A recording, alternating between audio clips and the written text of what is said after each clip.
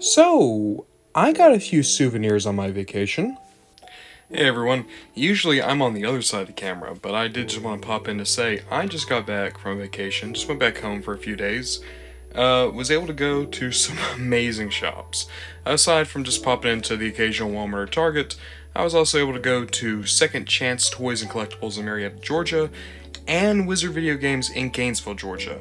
Wizards specifically, that was like the only nerd shop within 2 hours of my hometown, so it was really nice going back to them specifically. I got a lot of stuff, but here's the thing I want to stress before I do this haul. This doesn't happen often. I don't go in for big hauls like this all too often. And the reason I was able to do this is because I sold a lot of figures I didn't want anymore to Wizards and also to Second Chance. So, I feel weird doing haul videos just because I'm really worried that some people look at this and feel any like, oh, well, I'm not collecting if I don't do it like this every single week. No. I've built a good collection. That's not even all of it. That's just part of it. I've built a good collection over buying a couple of figures each week. I've never done something like this before. But even still, I thought I'd show it off because I got some really cool figures and figures I had been wanting for years. So, I'm really excited just to go through them all with you. Yeah, we got a lot of figures to go through. And just to be clear, I'm probably going to do videos on most of these eventually, but let's just go over the over-under, the basics as to who all these characters are. We're going to kind of clear the desk here and try to make a little bit of order out of this chaos. Start off nice and simple and just talk about some of the new G1 figures I got. So, I got 2/3 of the Insecticons. This was from Wizards. I was able to get Bombshell and Kickback. So Bombshell I had as a kid. I don't know how I had a G1 Bombshell as a kid. It had to have been a hand-me-down from like a cousin or something. But having this figure back is amazing. I love having Kickback. He's actually really fun to transform. I was not expecting that. And then to add to my mini-bots collection, I have Brawn and Cosmos. The only Cosmos I've ever been able to find in a store, come to think of it. But small addition to the G1 shelf. It'd probably make sense to talk about all those guys, doesn't it? I won't lie, I'm kind of digging the backdrop, so I'm just going to kind of go over these. All you need to know is almost all these guys were on deep sell. Case in point, there's a Cyberverse figure I found in a Target. But these are some cool guys. So, One Step Changer Swindle. I don't know why, but I have all the other Earthspark One Step Changer at this point. Might as well get Swindle. That's the best One Step Changer of all time, that Repugnus. The Air Razor weapon, the Beast Alliance Primal, some Mirage and Scourge, a Brawn, or Spark Bumblebee, the new Sharkticon, the Wheeljack. I say new, he's just a raid package. But then you got Wheeljack there, which means I now think I have all the Studio Series Rise of the Beast Autobots, despite not actually seeing the movie yet. There's Cinder Crosscut, Tasmanian Kid, can't wait to get into him. The Optimus Primal Master's Dual Robot. I got this guy, Magnius, the Rock Lord. You can see I got the Fallen and Optimus Primal. Shard, which looks absolutely incredible. Can't wait to open her up.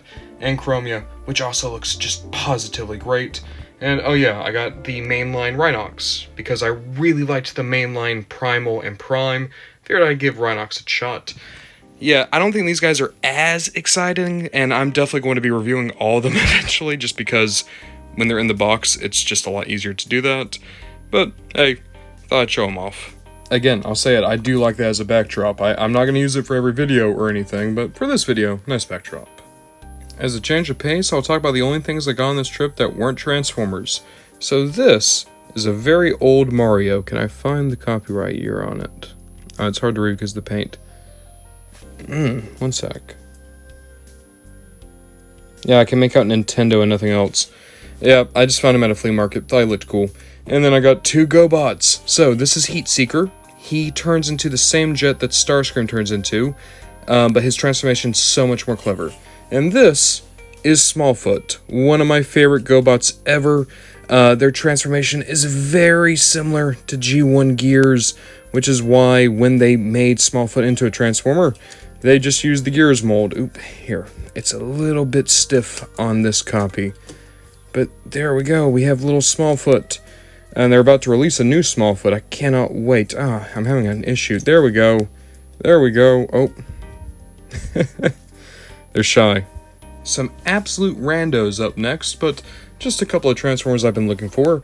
This is the Adventure Megatronus, so basically the Fallen, as they appeared in RID 2015. Really nice looking figure. Over here, we have Bumblebee movie Cliffjumper, meaning that I once again have all the Bumblebee movie Autobots. I actually sold Cliffjumper off, regret it, have him back.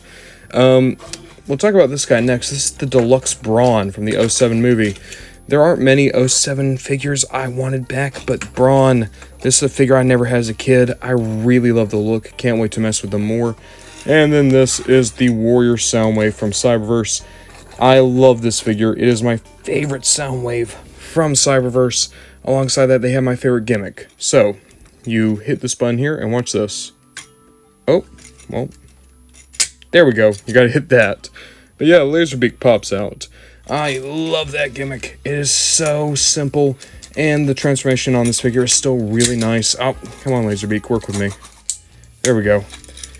So, really happy to have Cliffjumper and Soundwave back in the collection, and Megatronus and Brawl I am looking forward to messing with. This lot's basically just a bunch of Universe/Generations figures from before the current era, so basically from Power of the Primes back. Not gonna lie, most of these are figures I've never had before, but there are a couple that I've tangled with.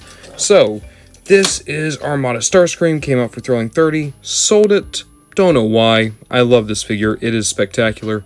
He's missing his swords, but I can live without them. The new Armada Starscream, the one that Legacy did, is a better figure, but this one's still really nice. I knocked him over. This is Universe Legends Perceptor. This would have been one of the first Transformers I ever bought with my own money. It's between him and Backstop. I think Backstop was the first one I bought, but I still remember the Rite Aid I bought this guy at, and it's right after I ate at a burger shop in my hometown. So, really, really happy to have him back. Got Overboard here. I never found Overboard during Titan's Return, but that's another Soundwave minion that I can scratch off the list. Reveal the Shield Trax, which isn't a good figure, because after G1, Trax never had another good figure, but it's Trax. Trax is one of my favorites, so I'm happy to have him. This figure, I was so ecstatic to find for a good price. This is Titan's Return Windblade. Windblade is just one of my favorite characters in Transformers. I love them in the comics, I love them in Cyberverse, love them in RID, I love most of their figures. This is the only Windblade I've never been able to mess with, so I'm so excited to actually just see what that figure's like, because I've heard so many people say that is the best Windblade figure. Back here we have Combiner Wars Cyclonus, the one that has a Galvatron in his tummy. Not the best Cyclonus in the world, but I actually really like the vehicle mode on this one, so I'm happy to have it back. And then this. And this is just one of the best deluxes of all time. This is Thrilling 30 Orion Pax. I just adore this figure. I've never had Orion specifically. I had Leo Prime that the Transformers Collectors Club did. I love the mold. I think it looks so much better as Orion Pax. And weirdly enough, I now own 2 different Orion Paxes, and I got both of them on the same trip. I think I like this one more. I've actually, I know it better. But why don't we actually go into the other Orion Pax and some of those other figures. What we have here is basically just a bunch of figures I sold and regretted selling. But these are all more modern, basically from Siege onwards. Going from over here we do have Kingdom Skywarp, which of course means that with Tasmania Kid, I now have 2 figures to put alongside Leo Prime. Looks good, and I love the Airraiser mold, so I think that's going to be a really fun figure to mess with. Alongside that, I did my Alita 1 video recently on the many figures of. I really regretted selling my Netflix Alita, so I'm so happy to have this one back. Alita 1 of my favorite Autobots. They don't get many toys, so I'm glad to have at least one back. Alpha Trion back here. He was a PulseCon exclusive, came with this Orion Pax and Vector Sigma. I don't have Vector Sigma, he's in a different bag, but I'm going to do a review of all of them before too long. Not gonna lie, the real reason I bought these 3 is because 1, I could use an Alpha Trion, but 2, This head sculpt on Orion Pax is just incredible. Love the head sculpt. They got that weird Fluoro Deary design perfect. Toy color Black Arachnia, not the best figure in the world, but Black Arachnia, if Airazor was my favorite Maximal, Black Arachnia is my favorite Predacon, so I really, really am happy to have them back. And of course we have Siege Skywarp just mugging there in the background. I have his guns in a bag too. A lot of these figures I had the accessories for, I just don't want to dig them out before I do this video. But if I do reviews for them, I'll make sure to find them again. But yeah, so, new, more current generations figures to put on the shelf. That really just leaves a couple more to talk about. My Unicron Trilogy collection just grew by leaps and bounds on this trip. I had 2 Armada figures before I left, that being Armada Starscream and Blur, and I literally tripled that number in Armada alone, not counting the 2 Cybertron guys and the Energon guys. So, take a look at these. I got Energon Sharkticon, one of the coolest looking figures from Energon. Cannot wait to mess with this figure. I'm going to say that a lot in this video. Can't wait to mess with them. I've never had an Energon Sharkticon, but looks so cool. Love the vehicle mode here. We also have Scrap Metal. This is from Cybertron. He's like a big spider tank. Pretty cool. I know they did a blue and a red version of him. I prefer the yellow, so I'm glad I found the yellow one. Alongside that, Crumple Zone. So someone actually just requested that I do Crumple Zone and Ransack for a many figures of video. And I actually was kind of hesitant to say yes just because I don't have any Ransacks or Crumple Zones. But I fixed that problem, didn't I? So, really happy to have him. And then just talking about the Armada guys. So, I'll talk about the one I'm kind of least into right now, which is a shame because he's probably the best figure of these 3. Sideswipe looks cool. Sideswipe. Wheeljack. Wheeljack looks cool. Really am happy to have this figure in my collection. I'm sad because I thought I had grabbed an Armada Hotshot that I saw, but clearly I didn't. And I'm trying to figure out, it must have just been like I saw it and thought to grab it but never said anything. But that would have really pulled this group together, I think, to have had Hotshot. But even still, that gives me something to search for, and I'm happy to have Wheeljack. Sideways. A complete Sideways. With his rider, with his missiles, in great shape. I spent about $20 on this because Wizards is pretty cool like that. I can't get his rider on. Come on, rider. Come on, rider. But yeah, I do have the complete rider. So I'm going to be able to have both heads of Sideways. One of the absolute coolest designs ever put to Transformers. Toy is a bit so-so, but man, if you can get into the colors and the gimmickry, this is a cool figure. Speaking of gimmickry, hey Smokescreen, this is, from what I understand, a pretty unpopular figure in terms of the greater Transformers fandom. I don't really care. I like Transformers Armada.